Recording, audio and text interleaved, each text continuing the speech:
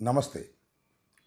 నిన్న జగన్మోహన్ రెడ్డి గారు మిర్చి రైతులను పరామర్శించడానికి గుంటూరు మిర్చి యార్డుకు వచ్చి వారిని పరామర్శించి మీడియాతో మాట్లాడి వెళ్ళారు.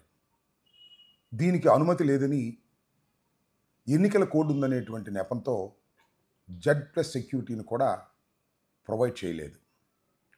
చాలా ఒత్తిడికి గురయ్యాం. అయినా కార్యకర్తల సహకారంతో విజయవంతంగా ఈ కార్యక్రమాన్ని ముగించడం జరిగింది.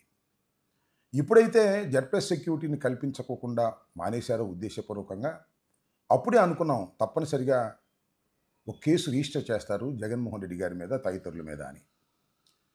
అనుకున్నట్టుగానే నల్లపాడు పోలీస్ స్టేషన్లో కేసు రిజిస్టర్ చేశారు. దాని crime number 206/25 Nallapadu police station. Crime register చేయడంలో కూడా ప్రభుత్వం, పోలీసు యంత్రాంగం ఎంత నిర్లక్ష్యంగానూ, ఎంత కక్షపూరితంగానూ వ్యవహరించిందో తెలిస్తే ఆశ్చర్యపోతారు. ఎందుకంటే ఆ ఎఫ్ఐఆర్ని అద్యాంతం పరిశీలన చేశాను. దానిలో మొదటి ముద్దాయిగా వైఎస్ జగన్మోహన్ రెడ్డి గారు ఉన్నారు. వారితో పాటు ఇంకా 8 మంది ముద్దాయిలు, మరికొందరు అనేటువంటి మాట వాడారు. అంటే భవిష్యత్తులో ఎంతమందినైనా పెట్టవచ్చుననేటువంటి ఉద్దేశంలో. దీనిలో చిత్రమైన విషయం ఏంటంటే, పేర్ని నాని ఎక్స్ మినిస్టర్ 9వ ముద్దాయిగా పెట్టారు. ఇదే కీలకమైన అంశం.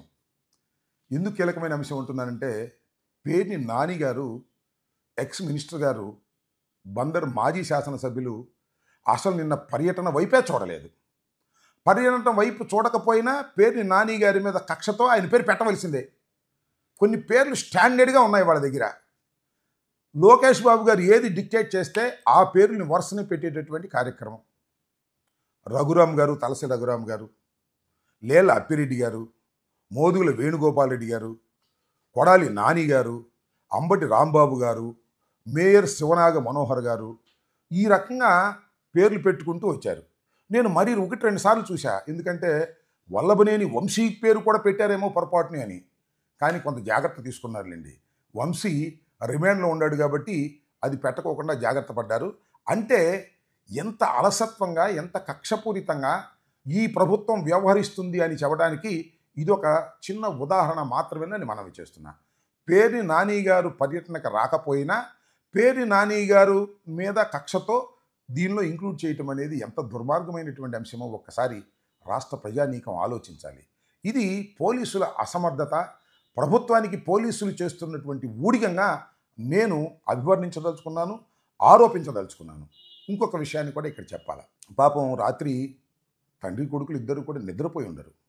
ఎందుకంటే జగన్మోహన్ రెడ్డి గారికి మనం సెక్యూరిటీ కల్పించకపోయినా జగన్మోహన్ రెడ్డి గారు పర్యటనను విజయవంతంగా ముగించుకొని ఏ ప్రమాదము లేకోకుండా తాడేపల్లి గృహానికి చేరాడు. ఈ వార్త వారికి కర్ణ కఠోరంగా ఉంటుంది, చాలా బాధ కలుగుతుంది. ఎందుకంటే సెక్యూరిటీ కల్పించకపోతే ఏదో ఒక ప్రమాదం జరుగుతుందనేది వారి అభిప్రాయం. ఏ ప్రమాదం జరగకోకుండా సురక్షితంగా మాజీ ముఖ్యమంత్రిగా జగన్మోహన్ రెడ్డి గారు ఇంటికి చేరారు. దాంతో విపరీతమైనటువంటి బాధపడి ఉంటారు. దీంతోపాటు మరొక అంశం ఉంది. ఇన్ని వ్యవహారాలు, ఇన్ని సెక్యూరిటీలు, అంటే ఇంత పెద్ద ఎత్తున మేము చర్యలు తీసుకున్నాము. జగన్మోహన్ రెడ్డి గారి పర్యటన విజయవంతం కాకోకుండా ఉండేందుకు ఎన్నికల కోడ్ అని చెప్పాము. మిర్చి యార్డులో ప్రతి క్షణము కూడా మైక్ పెట్టి అనౌన్స్ చేశాము. ఎవరైనా సరే ఇక్కడికి వస్తే వారి మీద యాక్షన్ తీసుకుంటామని బహిరంగంగా మైక్ పెట్టి అనౌన్స్ చేసిన తండోపతండాలుగా జనం వచ్చారేమిటి? ఎందుకు ఈ జనం అంతా వస్తున్నారు అంటే ప్రభుత్వం మీద వ్యతిరేకత పెరిగిపోతుంది. జగన్మోహన్ రెడ్డి గారి కాలంలోనే ప్రజలు సురక్షితంగా చక్కగా ఉన్నారు అనేటువంటి భావన ప్రజలు గమనిస్తున్నారు అనేటువంటి బాధ వారికి చేరుంటుంది. దాంతోపాటు ఇంకో మాట కూడా అంటున్నారు. మిర్చి యార్డులో ఉన్నటువంటి సెక్రటరీని కనీసం పర్మిషన్ కూడా అడగలేదని. చాలా పొరపాటుని మనవి చేస్తున్నా. మిర్చి యార్డులో ఉన్నటువంటి సెక్రటరీ గారిని నేను స్వయంగా ఫోన్ చేసి వారితో చెప్పాను, అమ్మ రేపు 9:30, 10:30 మధ్యకాలంలో మేము వస్తామని, జగన్మోహన్ రెడ్డి గారి పాటుతో మేము అందరం వచ్చి రైతుల్ని పరామర్శించి వెళతామని చెప్పాం. చెబితే వారేమో రావడానికి వీల్లేదనలేదు, కోడ్ ఉందని కూడా చెప్పలేదు, అని చెప్పలేదు. మేము తెలియపరిచాం. పర్మిషన్ కావాలంటే ఏం చేయాలి నాకు అర్థం కాలేదు. ఇలా తప్పుడు ప్రచారం చేస్తున్నారు. ఆ మిర్చి యార్డులో ఉన్నటువంటి సెక్రటరీ గారు ఇక్కడ విజిలెన్స్ ఎస్పీ గారి సతీమణి అంట. అంతేకాకుండా దువ్వూరి రామారావు గారని మనకి మున్సిపల్ ఇక్కడ కార్పొరేషన్ కమిషనర్గా చేశారు. ఇప్పుడు ఎమ్మెల్సీగా తెలుగుదేశంలో ఉన్నారు. వారి కొడుకు, అల్లుడు. మరి ఇద్దరు కూడా చాలా ఫోకల్ పోస్ట్లో ఉన్నారు, భార్యాభర్తలు ఒకే జిల్లాలో. ఇది కొంత అభ్యంతరకరమైన అంశం అనుకోండి, అది వేరే అంశం. దాని జోలికి నేను ఇప్పుడు వెళ్ళడం లేదు. కానీ మిర్చి యార్డ్లో ఉన్న సెక్రటరీ గారికి ఇన్ఫర్మేషన్ ఇచ్చాము. నేను, అప్పిరెడ్డి తదితరులు వెళ్ళి కూడా ఆ రోజు సాయంత్రం కలిసి వారంటే ఆమె లేదు, ఎవరు అక్కడ సమ్ అసిస్టెంట్ సెక్రటరీ ఎవరు ఉంటే వారికి కూడా ఇన్ఫామ్ చేసి రావడం జరిగింది అని కూడా ఈ సందర్భంగా నేను చెబుతున్నాను. టోటల్గా నేను చెప్పదలుచుకున్నది ఏంటంటే, జగన్మోహన్ రెడ్డి గారికి Z+ సెక్యూరిటీని నిన్న కల్పించకపోవటం అనేది ఒక పెద్ద అపరాధం. దానితో పాటు ఎన్నికల కోడ్ని ఉల్లంఘించకపోయినా కేసు పెట్టి మమ్మల్ని వేధించాలని ప్రయత్నం చేయటం కూడా ఒక తప్పిదం.